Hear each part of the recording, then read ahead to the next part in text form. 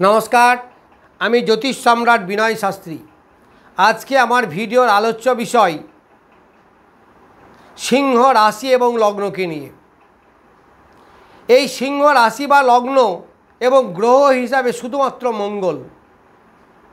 তাহলে মঙ্গলের অবস্থান এখন সিংহ রাশিতে মঘা নক্ষত্রে। তাহলে এই যে কর্কট রাশি জলরাশি এবং নিচস্থ মঙ্গল, ফলে এই সিংহ রাশির লোকদেরও বেশ কষ্ট ভোগ করতে হয়েছে। তাদের সাহসের অভাব, শক্তির অভাব, ডিটারমিনেশনের অভাব, শরীর স্বাস্থ্য ডিস্টার্ব, দ্বাদশে মঙ্গল, মেজাজ, এইসব নানা দিক থেকে তারা সমস্যার সম্মুখীন হয়েছিলেন।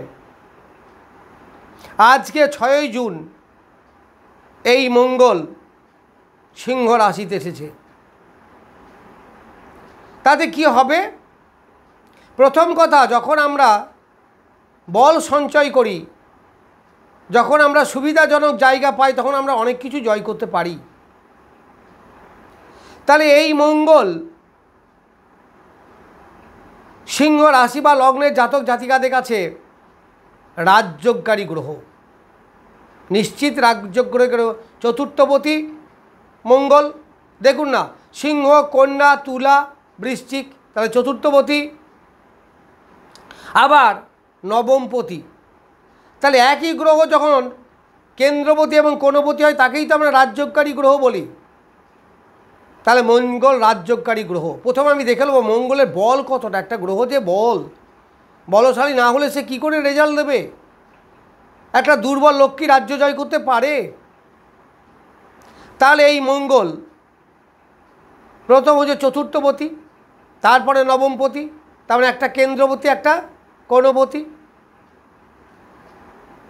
আবার মঙ্গল এই সিংহ রাশি বা লগ্নের অধিপতি রবির মিত্র। এই রবি অগ্নিতত্ত্বের, মঙ্গল অগ্নিতত্ত্বের, তবে একটু পার্থক্য আছে। রবির যে তত্ত্ব সেটা হচ্ছে ন্যাচারাল, অর্থাৎ প্রাকৃতিক।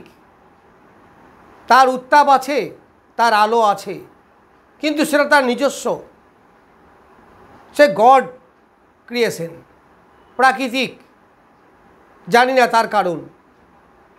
আর মঙ্গলের যে অগ্নি সেটা হচ্ছে আর্টিফিশিয়াল বা কৃত্রিম। এই যে আমরা উনুন জ্বালি, এই যে আমরা কয়লা পুড়ায় আগুন তৈরি করছি, পেট্রোল পুড়িয়ে আগুন তৈরি করছি, একটা দেশলাই কাঠি জ্বালছি, লাইটার জ্বালছি, এই যে সৃষ্টি করছে আগুন, এই আগুন হচ্ছে, আগুনের কারক গ্রহ হচ্ছে মঙ্গল। তাহলে দুটোই অগ্নিতত্ত্ব, কিন্তু একটু তফাৎ আছে দুটোর মধ্যে, একটু ডিপে চলে যাচ্ছি, যাই হোক। তাহলে অগ্নিতত্ত্বের গ্রহ যখন অগ্নিতত্ত্বেই থাকবে, তখন সে সাবলীল ফল দেবে। আমি আগে একটা বলেছিলাম, বনের পশুরা বনে সুন্দর, শিশুরা মাতৃ করে।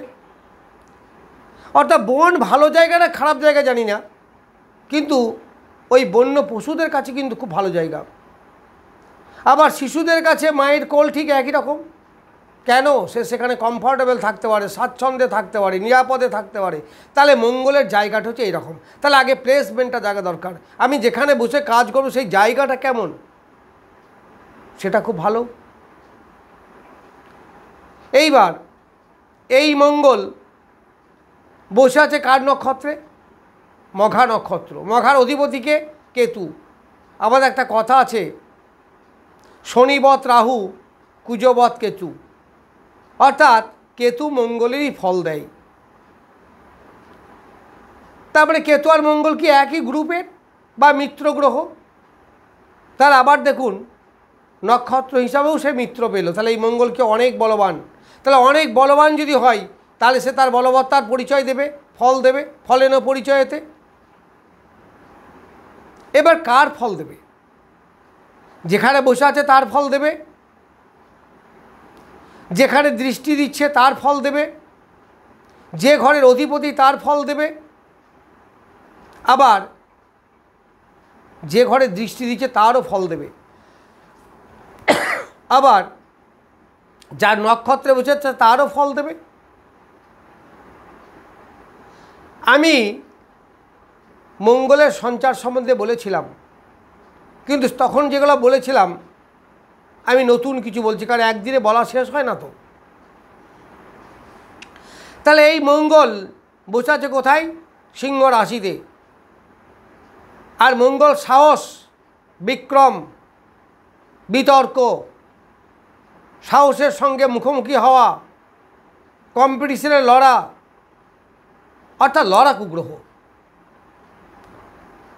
তাহলে সিংহ রাশির প্রচুর লাভ হবে। কী লাভ হবে? শরীর স্বাস্থ্য ভালো থাকবে, মনের সাহস বাড়বে, মন মানসিকতা ভালো থাকবে, তার উদ্যম থাকবে, এগিয়ে যাওয়ার সাহস থাকবে।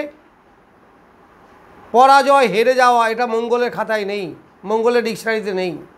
সে কখনো হারতে চায় না। তাহলে সিংহ রাশি যা যা ফল দেওয়া দরকার সেগুলো সব দেবে। আর একটা ব্যাপার হচ্ছে যে আমাদের জ্যোতিষতত্ত্ব বলে যে কেন্দ্র থেকে কেন্দ্র বল সরবরাহ করা হয়, অর্থাৎ একটা কেন্দ্র থেকে আর একটা কেন্দ্র বল দেয়। এই জন্যে বাড়ির 4টে পিলার হচ্ছে 4টে কেন্দ্র। বাড়িটা কতটা শক্তিশালী বলবে ওই 4টে কেন্দ্র। তাহলে এই ঘরের যে অধিপতি রবি, সিংহ রাশির অধিপতি, সে বসে আছে কোথায়? বৃষ রাশিতে। আপনারা কাউন্ট করুন, বৃষ, মিথুন, কর্কট, সিংহ, তাহলে কী আছে? চতুর্থে বসে আছে, তার মানে কেন্দ্রে বসে আছে। তা রবি তার নিজের দশমে বসে আছে, তার দশম একটা বলবান কেন্দ্র। তাহলে সে নিশ্চয়ই তার ঘরকে ক্ষমতা দেবে, বল দেবে। আর সেই ঘরে বসে আছে কে? মঙ্গল। অ্যাকসেপ্ট করবে। যদি এটা জলতত্ত্বের হতো তাহলে আবার ডাউন হয়ে যেত। তাহলে এইখানে মঙ্গল আর একটা বল পাচ্ছে তার মিত্রের। আবার মঙ্গল, রবিও এই মঙ্গলের কাছ থেকে বল পাবে। দেখুন এদের মধ্যে কোনো কানেকশন নেই, কিন্তু তবুও এটা ইন্টারনেটের মতো। ভাবুন না যে রবি মঙ্গলকে বল দিচ্ছে, মঙ্গল রবিকে বল দিচ্ছে, কারণ কেন্দ্র কেন্দ্রকে বল সরবরাহ করে, এটাই সূত্র তো। এইবার আসবো আমি চতুর্থে। চতুর্থ দিয়ে কী দেয়? এডুকেশন। এই চতুর্থ ঘরটা কার? মঙ্গলের। চতুর্থ দৃষ্টি আছে কার? মঙ্গলের। আবার ওই যে যার ঘরে মঙ্গল বসে আছে রবি, সেই রবি আবার বৃষ রাশি থেকে ডাইরেক্ট দৃষ্টি দিচ্ছে এই বৃশ্চিক রাশিতে। তাহলে বৃশ্চিক রাশিও বলবান হচ্ছে, রবির দৃষ্টি, মিত্র দৃষ্টি। তারপরে রবির সঙ্গে একটা বিনিময় রিলেশন হচ্ছে। দেখুন তাহলে চতুর্থ ঘরের ডেভেলপমেন্ট হবে। দেখুন জ্যোতিষে যে কি বলুন তো, জ্যোতিষটা কি? What is astrology? অ্যাস্ট্রোলজি হচ্ছে এর কিছুটা অংশ সায়েন্স, কিছুটা অংশ ফিলোসফি, তার মধ্যেই আছে লজিক। আবার সব জায়গায় যে লজিক কাজ করবে তাও নয়। আপনি বলবেন ওষুধ খেয়ে তো রোগ সেরে যাচ্ছে, তাহলে ভগবানের ধ্যান জ্ঞান সারাদিন করে কই রোগ সেরে যাবে? প্রমাণ করতে পারবে? প্রমাণ করা যাবে না। আসলে জ্যোতিষটা তৈরি হয়েছিল কার দ্বারা? কে তৈরি করেছে এটা? এই যে ছক, সারা বিশ্ব ব্রহ্মাণ্ডে একটাই ছক, এই ছক কে তৈরি করেছে? সে পৌরাণিক কাহিনী আছে। যাক, ভগবান শিবের দেওয়া এই ছক। ভৃগুমণি, পরাশর মুনি, এই রকম যারা বড় বড় ঋষিমণি আছেন, তারা ধ্যান যোগের মাধ্যমে যে সূত্রগুলো দিয়ে গেছেন তাই ভাঙিয়ে আমরা খাচ্ছি। এর অনেক যুক্তি তর্ক, অনেক রিসার্চ করে বার করা গেছে, কিন্তু সব বার করা যায় না। কিছু বিশ্বাস আপনাকে রাখতেই হবে। আচ্ছা ধরুন তো, শুক্র আছে কত দূরে, সোলার সিস্টেমের একটা পার্ট। সেই শুক্র বিলাস ব্যসনের কারণ হলো কেন? বলুন তো এর উত্তর কী হবে? সব উত্তর দেওয়া যাবে না। তবে একটা সায়েন্স, যারা ম্যাথামেটিক্স অনার্সে পড়েছেন বা বিএসসি ম্যাথ নিয়ে পড়েছেন, আমি নিজে ম্যাথ অনার্সের ছাত্র, সেখানে অ্যাস্ট্রোনমি পড়ানো হতো, সোলার সিস্টেম, গ্রহ নক্ষত্র, সেটা আমরা পড়েছি, জানি। তার সঙ্গে মিল আছে কোটাই, যেটা গণিত জ্যোতিষ বলি, অর্থাৎ ম্যাথামেটিক্যাল পার্ট, যে অঙ্কটা কষে আমরা এই ছকটাকে তৈরি করলাম, সেটা কিন্তু পিওর সায়েন্স, একদম লগ টেবিল, যারা সায়েন্সে পড়ে জানেন লগ টেবিল কী। এই লগ টেবিল থেকে আরম্ভ করে এইগুলো করতে হয়। তাহলে এটা পুরো সায়েন্স। এই গ্রহগুলো সন্নিবেশ হলো, এটাও সায়েন্স। এরপরে বিচারে এলাম ফলিত জ্যোতিষ বলে কে। এইখানে কিন্তু এবার লজিক ফিলোসফি, এখানে কিন্তু সায়েন্সের কোনো ভূমিকা নেই। মঙ্গল কি করে রক্তের কারক হলো, শনি কি করে নার্ভের কারক হলো, বুধ কি করে স্কিনের কারক হলো, মঙ্গল কি করে ভাই হলো, এইগুলোই মুনি ঋষিদের দেওয়া। জানি না তারা কীভাবে ধ্যান যোগে বলেছেন, সেইগুলোই তো। যাই হোক, আমি ওই প্রসঙ্গে যাচ্ছি না। তাহলে মঙ্গল আমাদের মাতৃ স্থানটা ভালো করবে, চতুর্থ। যারা স্টুডেন্ট এডুকেশনের মধ্যে আছেন তারাও ভালো, তাদের ভালো হবে। যারা ঘর বাড়ি ক্রয় করতে চাইছেন তারা কিনতে পারবেন। যাদের জমি জায়গা নিয়ে লিটিগেশন আছে সেটাও অনেকটা মিটশিট হয়ে যাবে। এতগুলো জিনিস আপনারা পাবেন। মন মানসিকতা ভালো হবে, ভালো থাকবে। এইবার আমরা যাব সপ্তমে। তাহলে এই মঙ্গলের দৃষ্টি পড়ছে কুম্ভ রাশিতে, সপ্তম দৃষ্টি পড়ছে। এই সপ্তমে দৃষ্টি পড়লে একটু সমস্যা কিন্তু সৃষ্টি করবে, কারণ এই ঘরটা কিন্তু শনির ঘর। এই সপ্তম দৃষ্টিতে শনি ঘরে খুব একটা ভালো প্রভাব বিস্তার করতে পারবে না, যার ফলে একটু দাম্পত্য সমস্যা আসতে পারে। যারা জয়েন্ট ব্যবসা করেন তাদের একটু সমস্যা হতে পারে।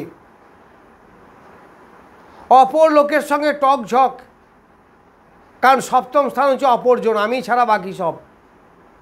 মঙ্গলের দৃষ্টি, ফলে একটু ঝামেলা ঝঞ্ঝাট আসতে পারে। হট টকে এক কথায় যাবেন না। এরপর মঙ্গলের অষ্টম দৃষ্টি পড়ছে। অষ্টম দৃষ্টিকে আমরা বলি ঘাতক দৃষ্টি।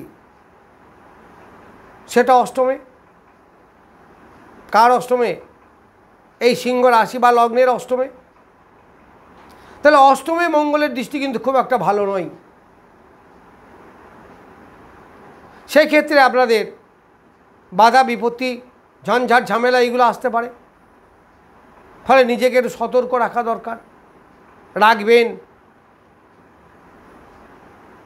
এইবার মঙ্গল নক্ষত্রগতভাবে কি ফল দেবে? তাহলে মঘা নক্ষত্রে আছে, জন্ম নক্ষত্র মঘা যাদের,